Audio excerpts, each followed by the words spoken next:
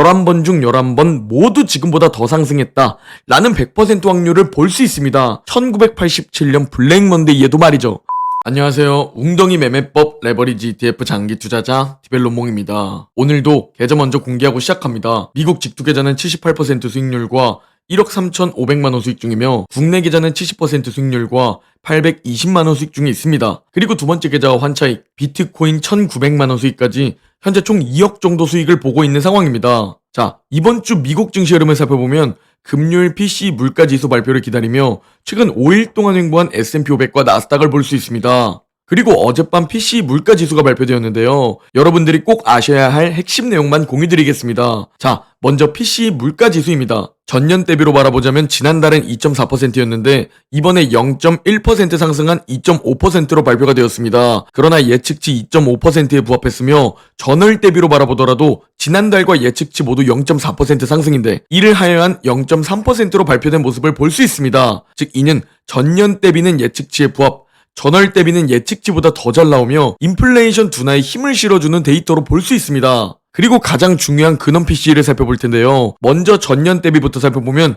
지난달엔 2.9%였는데 이번엔 2.8%로 발표가 되며 역시나 전년 대비는 예측치와 부합했고 심지어 좀 더 둔화된 모습을 볼 수 있습니다. 거기에 전월 대비로 바라보더라도 지난달엔 0.5%나 상승했었는데요. 이번엔 예측치에 부합한 0.3%로 발표가 되었고 지난달보다 더 둔화가 된 모습을 볼 수 있죠. 자, 우리가 왜 코어 PCE를 봐야 하냐? 바로 연준이 매번 말하는 2% 목표는 바로 코어 PCE 물가로 얘기하는 것이기 때문입니다. 우리는 CPI보다 코어 PCE를 눈여겨봐야 합니다. 그리고 코어 PCE를 자세히 살펴보면 2.9%에서 2.8%로 오히려 둔화가 되었죠. 여기에 전월 대비로 보더라도 더 둔화가 되었습니다. 여기서 시장이 어떻게 해석하느냐가 중요하지만 일단 제 개인적인 생각으로는 긍정적으로 나오지 않았나 싶습니다. 그러나 3개월 연율, 6개월 연율로 바라보면 둔화된 인플레이션이 다시금 고개를 들어올리는 모습을 볼 수 있습니다. 그럼에도 제가 긍정적으로 보는 이유가 뭐냐면 바로 갈색 그래프로 표시된 서비스 인플레이션이 둔화되었기 때문입니다.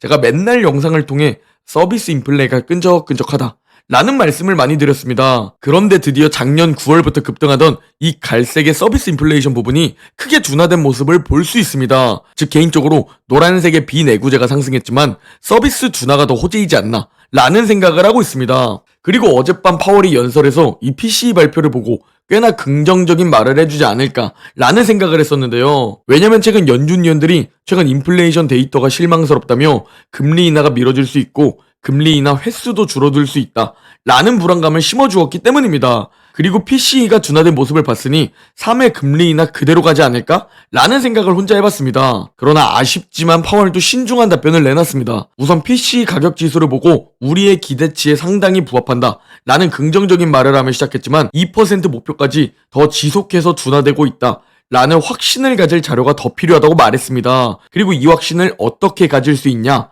바로 작년처럼 긍정적인 물가 둔화가 나와야 한다 라는 답변을 내놨다는 겁니다. 즉 최근 연준 위원들의 발언과 비슷한 스탠스입니다. 금리 인하 서두를 필요 없고 더 둔화를 봐야 한다는 입장이죠. 왜냐면 지금 미국 경제 탄탄하니까 금리 인하를 굳이 서두르지 않아도 된다는 겁니다. 2%로 확실히 낮아지는지 체크하고 싶은 거죠. 왜냐면 금리를 너무 빨리 인하하게 되면 인플레이션 재반등이 일어나고 다시 금리를 또 인상해야 하는 경제에 매우 혼란스러운 상황이 벌어지기 때문입니다. 그러면서도 이 고금리를 유지하는 건 역시 어느 정도 위험성이 있다는 것을 인정했습니다. 금리 인하를 또 너무 늦추게 되면 고금리로 인해 경기 침체 가능성이 높아진다는 거죠. 그러나 지금은 경제가 탄탄하다고 말했죠. 자, 제 개인적인 생각을 정리해서 말씀드리자면 전 그래도 시장이 호재로 생각하지 않을까 합니다. 최근 인플레이션 데이터에 비하면 너무나 잘 나왔기 때문입니다. 특히 현재 미국 증시를 보면서 제가 왜 더 긍정적으로 보냐면 상승 키 맞추기가 보이기 때문입니다. 보통 이 키 맞추기라 하면 오른 종목은 횡보하고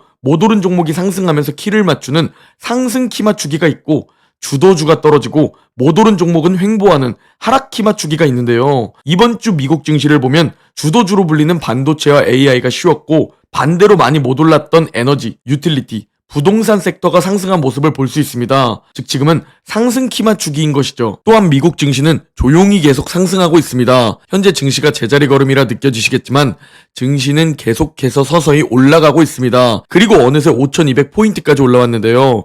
현재 이 강세장에서 절대 내리시면 안 됩니다. 왜냐면 S&P 500에 속한 종목들을 살펴봤을 때 200일 이평선 위로 80% 비중 이상 올라간 상황이기 때문입니다. 즉 500개 기업들 중 80%, 약 400개 이상의 기업들의 주가가 200일 이평선 위로 올라가 있다는 것을 뜻합니다. 즉 정말 많은 종목들이 다 상승하고 있다는 겁니다. 이런 200일 이평선 위로 80% 이상 비중이 되었다는 것은 약세장이 다 끝나고 본격적인 강세장에 진입했다는 것을 의미합니다. 그리고 이는 닷컴 버블 때도 마찬가지, 리먼 브라더스 때도 마찬가지, 그리고 코로나 팬데믹 때도 마찬가지였습니다. 결국 하락장을 다 끝내고 강세장으로 진입하게 되면 훨씬 더 많은 기간 상승했다는 겁니다. 물론 우리가 하루, 한 달, 몇 달, 1년으로 바라보자면 지루하고 고통스러운 상황들이 많겠지만 차트를 길게 쭉 펼쳐보니 어떤가요? 2000년 닷컴 버블 때 매수할걸.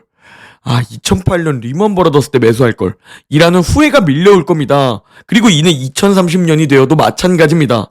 2022년 하락장 때 매수하고 지금까지 보유했다면 이라는 껄무새를 대다수 99%가 하게 됩니다. 그러나 극소수 1%들은 그때까지 자산을 계속 보유하는 자산가로서 인생을 살아가게 됩니다. 그래서 2030년까지 최소한 보유하셔라. 인생이 달라질 것이다. 라고 여러분께 강조드리고 있는 겁니다. 왜냐면 강세장에선 더 오르기 때문입니다. 결국 올해 1분기 10% 상승으로 마감했습니다. 과거 1분기에 10% 이상 상승으로 강세장을 보냈다면 향후 어떤 수익률이 기다리고 있었을까요? 남은 한 해 수익률로 보면 1987년 블랙 먼데이 때만 마이너스로 끝났고 나머지는 크게 상승한 모습을 볼 수 있습니다. 자, 그러나 1년 뒤 수익률로 보면 11번 중 11번 모두 지금보다 더 상승했다 라는 100% 확률을 볼 수 있습니다. 1987년 블랙 먼데이에도 말이죠. 즉 강세장에선 가만히 냅두면 약 20% 정도 더 자산이 오를 가능성이 높고 이 수익률을 그대로 더 느끼기 위해선 웅덩이에서 줍줍하면서 계속 보유하는 전략이 현재로서 최고의 전략이라는 것을 알 수 있습니다. 그리고 2000년 이후 1분기에 10% 이상 상승한 적은 이번 2024년을 포함하여 총 4번 뿐입니다. 즉 6년에 한 번 찾아오는 1분기 강세장을 만났고 자산을 상승시켰다는 것을 알 수 있습니다. 그리고 우리는 이 정도에 만족하면 안 됩니다. 지금 만족하기엔 이릅니다. 우리의 여정은 이제 시작입니다. 우리는 경제적인 여유를 얻기 위해 최소 15억을 찍겠다 라는 생각으로 함께 달려갑시다. 그러나 현재 2분기 연속 두 자릿수 상승했기 때문에 언제든지 웅덩이가 찾아올 수 있다 라는 각오는 필수입니다. 어떤 핑계로 올지 언제 올지는 알 수 없지만 항상 오름과 내림을 반복하며 조금씩 우상향하게 되어 있습니다. 그래서 지금은 너무 크게는 매수하면 안 된다 라고 리스크 관리를 해드리고 있는 겁니다. 그리고 결국 웅덩이가 오게 되면 기회라는 사실, 이 부분을 꼭 잊지 마시고 결국 지금 강세장에서 핵심은 절대 팔지 말고 끝까지 보유하는 것에 있습니다. 지금 팔면